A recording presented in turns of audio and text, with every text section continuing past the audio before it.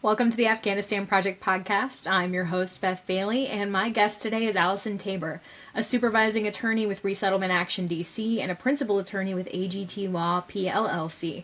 And Alison, I'm so glad to have you here because last week, if any of you follow me on social media, I was frantically searching for a lawyer who could understand and talk about all of the things that are impacting Afghans stateside, because a lot of what people have focused on, and rightly so, in the last several weeks following the January 20th executive orders and the stop work orders and everything that's happened, is how this is impacting our USRAP allies who are overseas. But there's been less about what's happening here, how to protect your rights here. And so, Alison, when you reached out to me, I was so grateful to have you here to kind of give some comfort and words of warning to our Afghan allies who are here, just so that they can protect themselves and know what might be coming ahead, although there's so much uncertainty still. So thank you for joining me. It's great to have you. Yeah, thank you so much for having me. I've been following you for a long time. I really appreciate your advocacy efforts and all the information that you provide on the Afghan situation. So I'm glad to be here.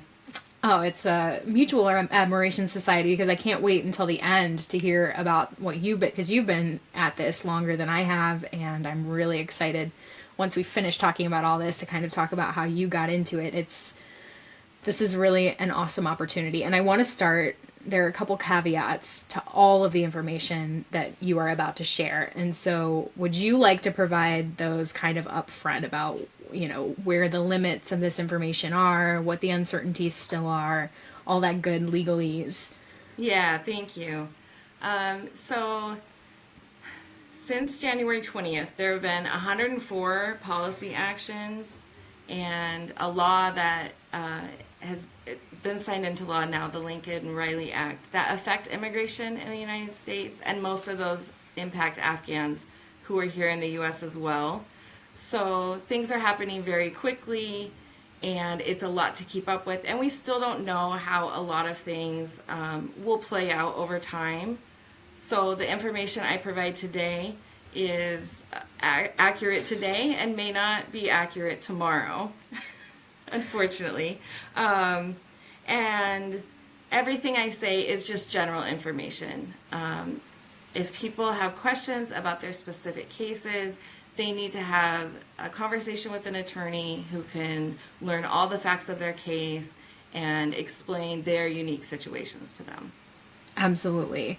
That's really important advice. And I know you're going to give me a list. I'm going to put it in the show notes of the pro bono attorneys that are known to be working in the U.S. But as we talked about before we started filming, those are pretty saturated right now. It might be difficult to get a pro bono attorney with the number of people, not just Afghans, who are now going to be seeking out a pro bono attorney. But you had something important to say about that if you can't get one pro bono, what do you do?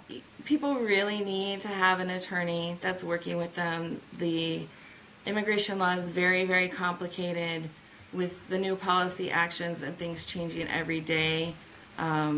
It's really necessary to have an attorney who can help them navigate the situation. Absolutely. And I know, too, that something that will happen as a result of this episode, React DC is going to get a lot of people coming to them looking for help, because that's what you do, and you're representing this amazing organization. What can you tell me about what React DC can do right now and what it can't do right now? Yeah, I wish that we could help everyone, and we just can't. We're limited by our funding, and so at this time we're not able to take new clients. I'm also not taking new clients privately either. However, we've learned that there are 3,541 Afghans who came during the evacuation who haven't applied for a more permanent legal status. And specifically for Afghans who live in Virginia, if they have not yet applied for asylum, like people who are still maybe waiting for COM approval and hoping that will come through, they need to apply for asylum, and they can contact us and we'll do our best to help. That is awesome. I mean, I know you guys will. And for anybody who missed it, Sarah Katie from React DC was on here, 5 days ago. Everything now is moving so fast on the podcast too, because there are so many stories to be told and so many pieces of information to get out. But as Sarah said, you guys are pressed very thin because of these orders and the stop work orders and all of the fallout of these suspensions and what has come after them. So it's not that you don't want to help. It's that, money can only go so far. But I think that that's an important thing. A lot of people have been waiting. SIV is supposed to take 9 months. Does it ever take 9 months? And when you're stateside, you're thinking that's okay. It doesn't matter how long it takes because I'm here. Mm-hmm. But now that's not quite the case. And we're going to get into that, what that means for SIV applicants in a little bit. But the first kind of case that we're going to talk about, and the reason I have you on today, because of a lovely woman I know who came across the border at the end of last year and is now waiting on asylum adjudication, is the group of Afghans who couldn't wait any longer, right? Who were endangered in Afghanistan or no longer could live safely in Pakistan and decided to flee to Brazil and take the very dangerous route up through the Darien Gap and to our border and came across and sought asylum that way. I'd love for you to talk about what that is looking like right now. Well, the most important piece of information for people who are at the southern border or on the way to the southern border is to realize that as of today, there is no legal way to apply for asylum at the border. And there is a lawsuit pending, and so we may see changes in that, but the CBP-1 app has been taken offline, and there isn't another mechanism in place for people to apply for asylum there. I had a lot of feelings about the CBP-1 app when it was introduced, but now all of those feelings have fled because something was better than nothing. So that all being said, let's talk about what happens to the people who have come. We've had, I had the numbers at some point from Border Patrol of how many Afghans have come across the border and been encountered at the border since the fall. It went up exponentially, right? We started with maybe a few before the fall, and then it turned into hundreds and then thousands, at least 8,000. Yeah, I don't have those numbers, but yeah, we're in the thousands. I used to. Oh yeah, I want to say 8,000 was the last annual or 2 annual, but it's a lot of Afghans who've come across the border. So what can you tell me about their prospects? Let's talk about first the people who have already had asylum adjudicated. Let's say that they got asylum. A judge gave them asylum, which is I think how it works, and you can correct me if I'm wrong because this is your field and not mine. What could happen to them now under these new orders? Yeah, so anyone who already has asylum, whether that was granted in court by an immigration judge because they came over the border, or whether that was granted with USCIS because they came through the parole process and were evacuated, if they have asylum, they have a legal right to be in the United States. A lot of people are worried about that next step, about getting that green card. And that is an important step on the pathway to citizenship. But asylum is an indefinite but permanent status. And so there isn't a need to worry about filing a green card quickly. Because asylum, you can have that for the rest of your life if you wanted to. Okay. And have permanent status. Excellent. It's just not a path to citizenship until you get the green card. Yeah, the green card is the next step. Okay. How about people who are waiting on the process, who haven't, because our immigration backlog is obscene. Millions of cases. In this country. So people who are still waiting to see the judge, to have that case adjudicated, what does that look like for them today if ICE were to find them, say, or, let's start with that eventuality. Do they have any protection? Are pending asylum applicants. Yes. Yeah, how does that work? There's a lot, we don't know how the executive orders are going to affect and how exactly it's going to play out. So I don't want to speculate too much, but in general, someone who has a pending asylum application is, if they come across the border, they're going to have a pending court hearing. And keeping a record of that with them might be important, having a notice of that hearing. Of course, if they're represented by an attorney, that's something they should talk to their attorney about. But having that notice, there is the expedited removal process, which has been in place for many years, but it is sounding like it's going to be implemented further. And that is very case dependent and dependent on somebody's circumstances. For people who have not been in the United States for 2 years, if they did not have a credible fear interview at the border, their circumstances are going to be a little bit different. It's very important that they find an attorney to represent them and discuss the process with them. For people who have been in the United States more than 2 years and have, especially if they have an individual hearing set, that's like the asylum trial, they should not be impacted, hopefully, by that expedited removal process. But again, we will have to see how that is being processed over the next several months. Do you see that there could be any possibility for judges to be more harsh about, giving out asylum, or not so much, since they're, these are people who've already been in that position largely and will probably continue to rule the way that they had? How do you think that could change? Well, immigration judges are different than other federal judges, and they have different rules that govern them. And so they have less discretion in some aspects. And we haven't seen any executive orders or any orders from EOIR that is in charge of their work yet. I think the judges have to follow the law, and there's specific laws about asylum and who qualifies for asylum, and they'll continue to implement those laws. But we may see changes in the process. I can't predict how it's going to go. Yeah, and we don't want to give any ideas either, right, of things to crack down on. What about, unfortunately, many Afghans who've come across the border and tried to claim asylum? I can never get the numbers. I've asked for the numbers multiple times from ICE, have been put into ICE detention.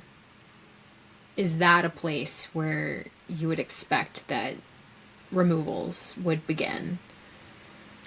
Yeah, under the expedited removal process, people would have an opportunity for a credible fear interview where you express your fear of returning to your home country and that you want to apply for asylum in the United States. Okay. Yeah, I don't know. I did have the opportunity to talk with one Afghan man in ICE detention, and that wasn't ever brought up, but he was mostly wanting to talk about why he was arrested in the first place and what he didn't know about it. I mean, it was a very hard-hitting reality that this is, no one has explained to him why he's in that facility, why he can't be removed from that facility, and so that's something that gives me great pause. But of course, I'm not on the other end either. That was an interesting event that took place in my life. It's been a very weird 3.5 years of seeing into processes that I just never expected to see into in my life, and that's one that there is less visibility. No one wants to talk about how many Afghans are there, but it is something that is going on. So that's I think the broad spectrum of people affected by the border now. What about, let's go to different groups of people and their, what they need to look for, what they should be doing right now. One group that I've heard is concerned are humanitarian parole applicants. They're not with the USRAP. They don't get like the refugee resettlement benefits. They've not got the access to the green card that SIV or, the legal permanent residence status that SIV applicants get when they get that SIV. So what is their place in the system right now? So there are the OAR parolees who came as part of the evacuation. That group is people who came before September of 2023. And then there are some people who arrived with humanitarian parole because someone who cared about them that was in the United States filed an application for them and they were able to come. So for all parolees, that's not a permanent status. Their I-94 records, the entry departure records, will all have an expiration date on them.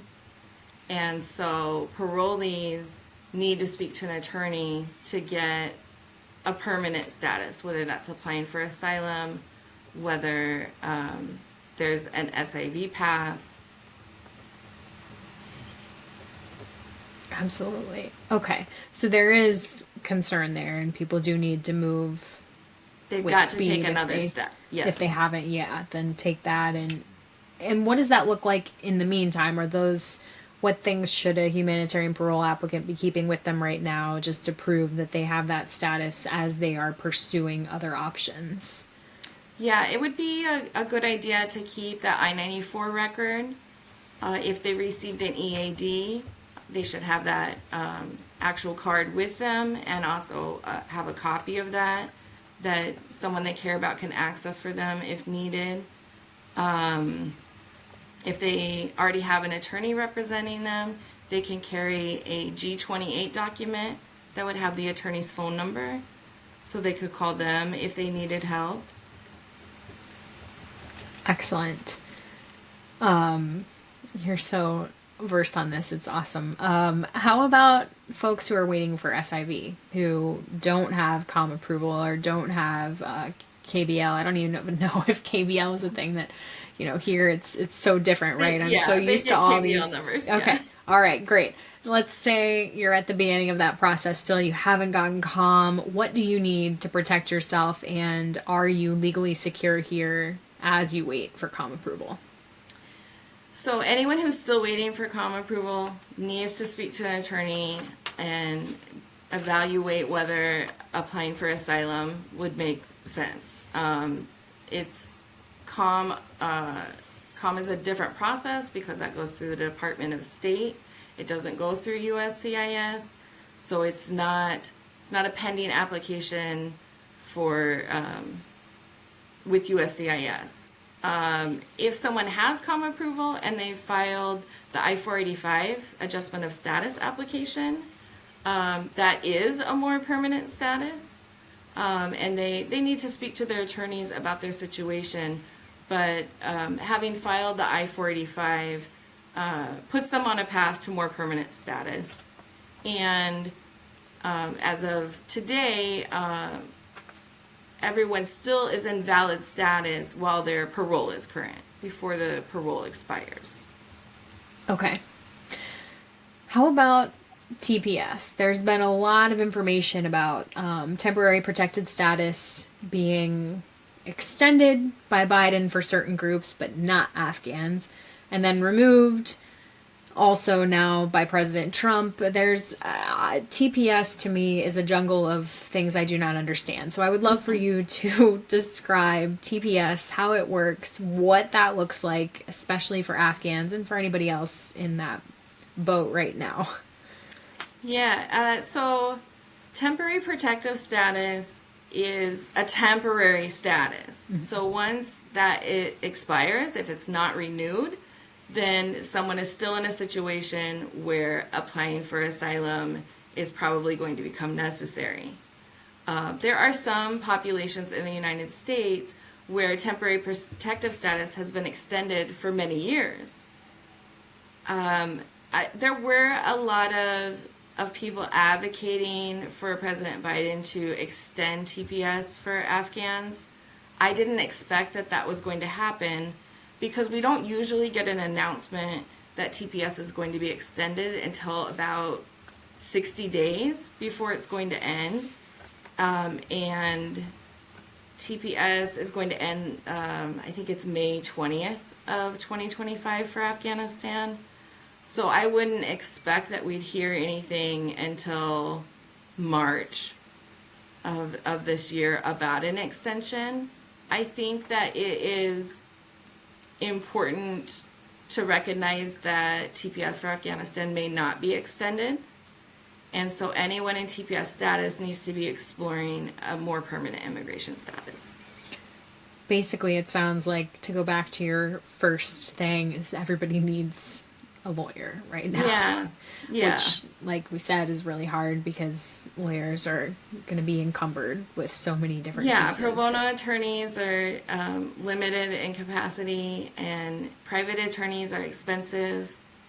But it's a very complicated system, and an attorney really is necessary in the process. Yeah, and I've heard too, and you can tell me I'm wrong here. I hope I'm wrong here. Not all attorneys are created equal as far as Afghan cases go. You know, if there are some people who haven't, if you haven't dealt with those systems before, I've heard some advocates say, you know, I know more than the immigration attorney here in this case. And so it's important to make sure that they understand the particulars and the ins and outs of this situation, would you say? Yeah, the Afghan situation has been very unique. It's been very unique for immigration attorneys. Some policies were just brand new specifically for Afghans. And so some of us attorneys have been working with Afghans for over 3 years now. And then some attorneys don't have experience with the Afghan group. And so it's a learning curve, but attorneys are good learners. We're all lifelong learners, I think, and they're willing to get up to speed when they take an Afghan case. Especially a lot of the people who have taken pro bono cases, like the pro bono asylum cases, a lot of those people aren't immigration attorneys at all.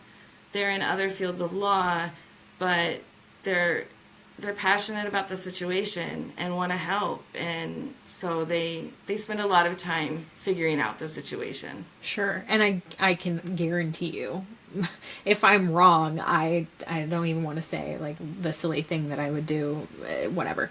Doesn't really matter. If I'm wrong, I'd be amazed. But there are so many resettlement groups that focus specifically on Afghans throughout this country. So if any immigration attorney had a question, they could go to any number of the volunteers in those groups, and there would be ideas. Because they might not be attorneys. There's lots of groups available to give advice on Afghan cases. Yeah. By this point, it's like they all understand some of the basics and ins and outs, and can at least There's a lot more policy guides out there now that are easily accessible to attorneys. Truly. Although then it's like, wow, all this work, right, to create some stability, and now what does that mean? Yeah. Part of the reason that this is so frustrating. The one thing I know you wanted to talk about before I started probing you about how you got into this, or your first work supporting Afghans after the fall, was some general know your rights information, just for anyone right now who is concerned. So it's your floor, whatever people need to know, please tell them. Yeah, thank you. Well, so again, anyone that has asylum status, or if they've already received a green card, they have permanent legal status, they have a right to be in the United States, and carrying documentation that shows that, I think, is really important. For those who don't have asylum yet, who are still waiting to have hearings or haven't filed an asylum application yet, it's very important that they find an attorney. But in general, everyone should have, keep an I-94 with them, copy of an I-94, their EAD cards, obviously green card or asylum approval notice, something that has their attorney's contact information on it. And I also think it's a good idea, in general, we all have cell phones now, nobody knows phone numbers, but to memorize a couple of people's phone numbers, a friend or a family member who has legal status that you can call if you need help. Also that it's important not to sign any documents. If I ask someone to sign anything, they need to have an attorney present before they do that. And, I'm going to share links with you. You're going to be able to share links for nonprofit organizations or attorneys that might be able to help. So printing out a list of those and making sure someone in your household knows where your original immigration documents are and knows where that list is. In case something happens, then you'll be in a good place for someone to be able to help you. That's fantastic. And let's hope that no one needs this information, right? That would be the hope, is that we've just wasted 26 good minutes that we could have spent having a glass of wine in the bathtub or something, right? That's what my fervent hope is. People have to continue to live their lives. You can't stay home all the time. But it's good to prepare for worst case scenarios. Just in case it happens, and to educate the people in their lives they care about to prepare themselves as well. Absolutely. There are already too many stories about people who have not, and not Afghans. I haven't seen any stories about Afghans. Yeah, that doesn't mean that they're not out there. It just means I haven't seen them. But yeah, I mean, it's just be prepared. And this is all great information, and I am grateful to you for sharing it. Is there anything else that you want to tell Afghans right now before I start asking you about Fort McCoy? I'll just say that there is a lot of uncertainty about what's going on in this country, how it affects people back home, family back home, and it's normal to feel anxious and feel worried about that. I don't think we have to pretend that that we're feeling comfortable with everything that's going on, because it is scary. But like I said, we have to go on living our lives, taking care of ourselves and taking care of each other. Yeah. I've used a lot of analogies, really, they seem so corny, right? In the last 2 weeks of don't let yourself burn out, because if you're burned out, you can't help anybody else, even though I am burning myself out completely. Right. And, put your oxygen mask on first, even though sometimes mine is half on and I'm, taking 17 naps to survive, it's hard. It's easy to give that advice, but I think we all need to right now. It's just, we have to take it for ourselves. Yeah. It's trauma on top of trauma. And if I feel that, then, and I can tell from the tenor of the messages that I get from Afghans, right? And from the number of messages that I get from Afghans, that this is an extra difficult experience for them because there are no answers. And there have been so many times I have had to sit and think about it. There have been so many times when there weren't answers.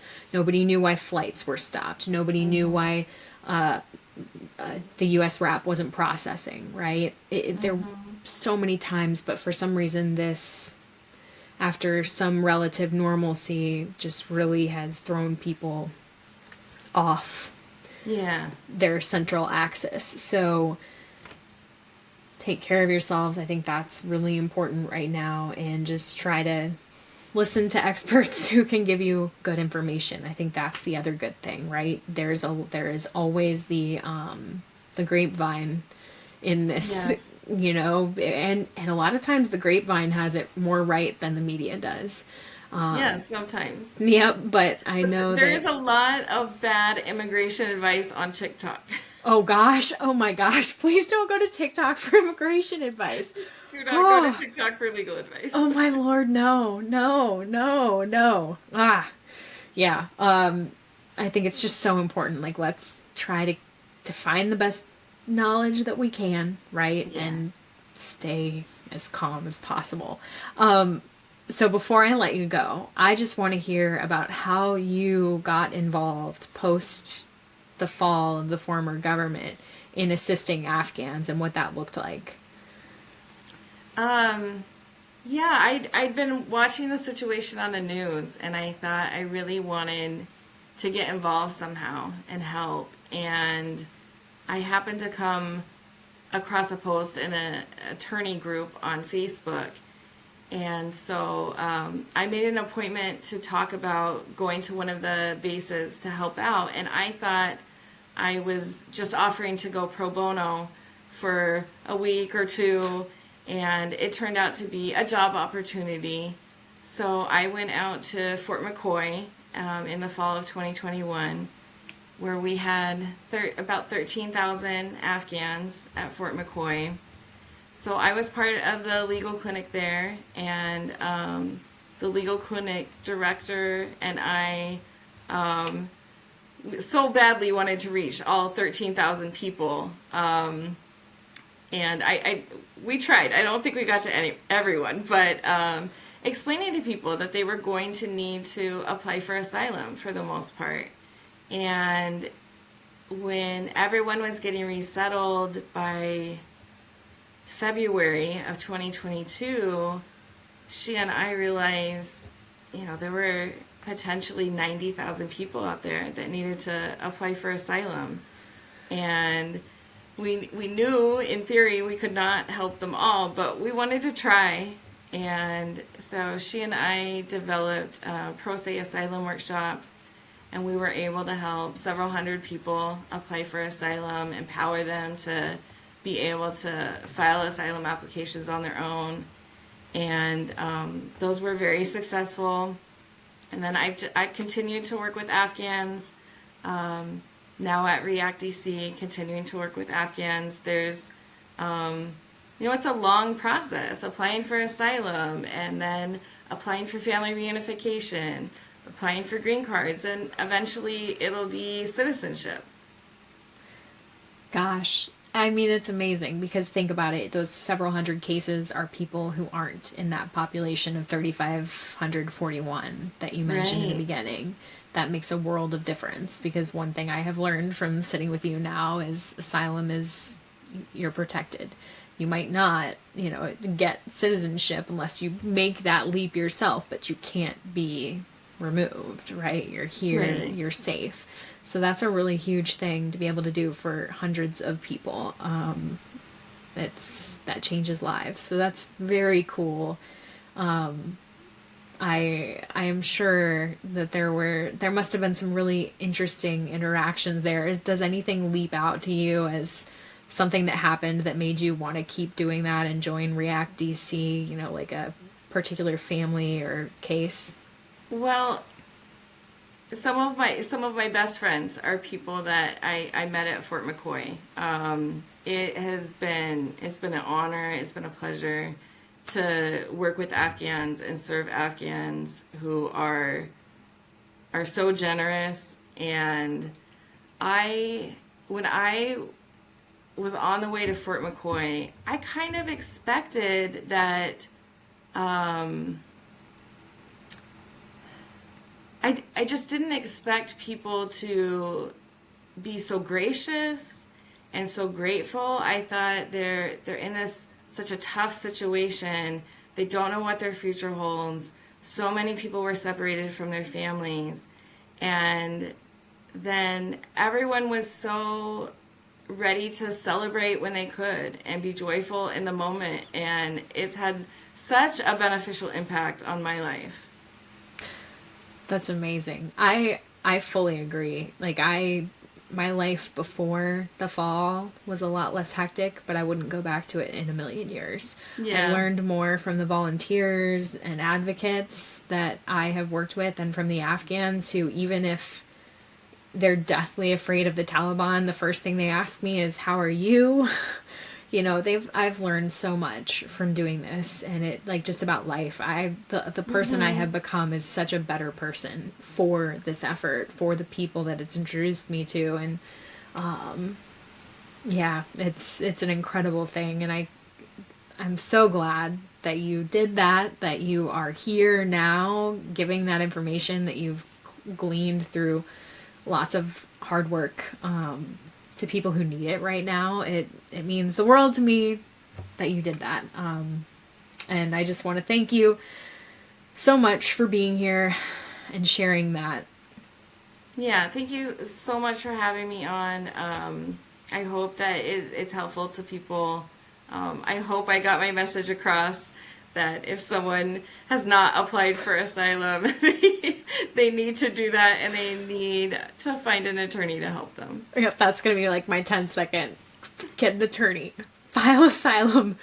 Whoosh. Yeah, I think those have been recurring themes, and it's so important. And now I can go say that, and now anybody who listens to this can go say that. And I think that knowledge is power, like we said before. Like you know these things, you move forward, you find the people who can help you, and I think with all of this, people will have a next step to find that help and to get settled and safe and feel the way that we want them to feel, right? We didn't bring Afghans here so that they would be left alone. We brought them here to fulfill the promise of our government, and the people who are still doing this want to fulfill that promise. So, well, Alison, thank you so much again. And I just, we usually conclude episodes with a letter, and I hadn't had letters for like months. And then one of the side effects of the executive order is that so many Afghans want their voices to be heard